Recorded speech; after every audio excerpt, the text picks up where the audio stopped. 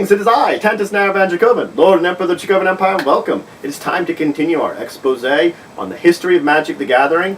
Today I'm going to bring in a very interesting set. I'm going to bring in Rivals Quickstart Set. So what was the Rivals Quickstart Set? Well, why don't we first talk about a little bit of when it was released. It was released in June of 1996. It was in fact 4 pre-constructed decks that were sold in a pack. Now, that's actually something really normal nowadays. Magic sells pre-constructed deck sets, but this was the first of its kind.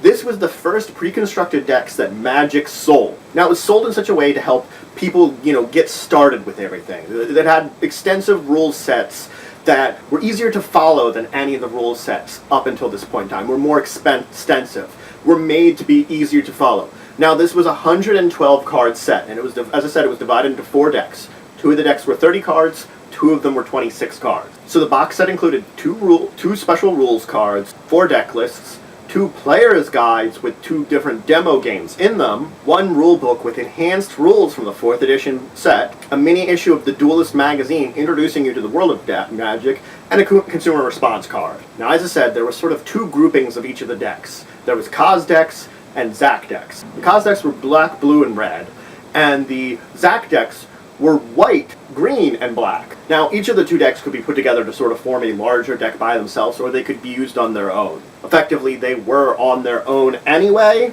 but you could also combine them together to form one larger, almost 60-card deck. Now, when I talk about this, I have to talk about a very similar set that actually is directly related to this. It was called the Introductory Two Player Set. This was, in fact, the version of this that was released in Europe and Japan. So since it was released in Europe, there is a British version that is in English, but there is also a bunch of foreign language versions of this box set. Now, it was released towards the end of 1999, but actual records of the actual release date have actually been strangely lost. It's been hard to find the exact time they were released, just because it was a little bit of a sloppy release in Europe and Japan, meaning that there wasn't like a set sort of way of when it was supposed to be released. It was, it ended up in shops by the end of 1996, 20 years ago. Now, there were a few differences in these. It was 120 cards instead of 112. The secondary decks got some more cards. Now, they did get more cards, but there wasn't any new cards except for one, Phantom Monster. It was the only different card in the entire set that was added in. All the rest, it was just extras of the cards that were already there. Now, it did include a couple of other things that the American version didn't have. It had 2 packs of Homeland sold with it, and it had a cloth bag with 30 glass beads in it that could be used as counters or tokens. Now, the Rivals Quickstart set was not supposed to be the only one in this series of sets that were supposed to come out. There were supposed to be more Quickstart sets. In fact, Conquest Quickstart sets was announced, but shortly after it's announced, it was actually removed from the schedule, and no more of these Quickstart sets came out. In fact, it was quite some time before Magic started releasing pre-release decks again, which I will talk about in the future when I'm actually getting to those time-wise. Now, as I said, all the cards from this set are basically reprints. They're all from 4th edition. The only difference you'd actually find is the date on them is actually different than the original 4th edition date that was on there, and that's how you really tell them apart. Now, I will mention a few cards from here. I always want to mention some cards from the set in this. I'll mention them from the specific decks. There wasn't really anything I could call notable in Kaz's first deck, but in the second deck, there were 3 cards I found was a little bit more notable. They had a Sorceress Queen in there, which Sorceress Queen is a creature that you can tap and make a creature 0/2 until end of turn. A pretty good combo if you want to try to make something weak enough that it loses all its abilities to 0/2, you can easily kill it.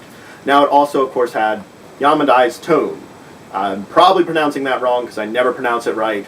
But anyway, it was an artifact that for 4 mana you could tap it and draw a card.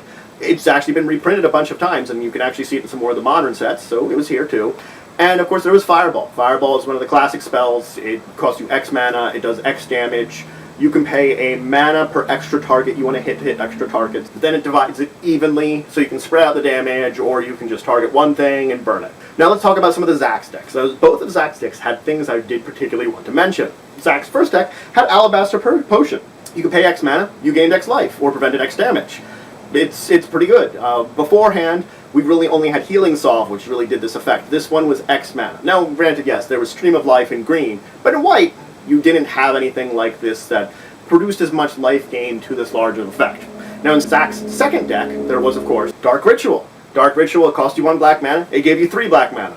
It was mana ramps, plain and simple for black. Next up is reverse damage. Reverse damage is you prevented an amount of damage that was being dealt to you from a source, and in turn gain that much life instead. So if I'm getting hit by a source, I prevent all that damage, gain that much life instead. And the last one I do want to mention is Glass's Versa, which you could tap to look at target player's hand. So those are all really the cards I wanted to mention that were somewhat notable from these sets.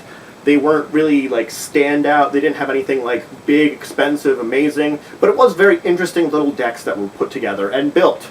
So that's it for today. I've gone over talking about the Rivals Quickstart Set. It was the first set that was pre-constructed decks, and there's plenty more that came after that, so you can still find pre-constructed decks now. If you have any questions, comments, anything you want to say, anything you think I left out, please leave in the comments below. Please like this video if you enjoyed it. It shows your support for the channel and the Empire and the work I do. Please subscribe if you already have it. We're always looking for more members, more citizens, and please share this video. If you know anybody who would enjoy it or would just learn something from it, please share it with them. And until the next time, I bid you farewell.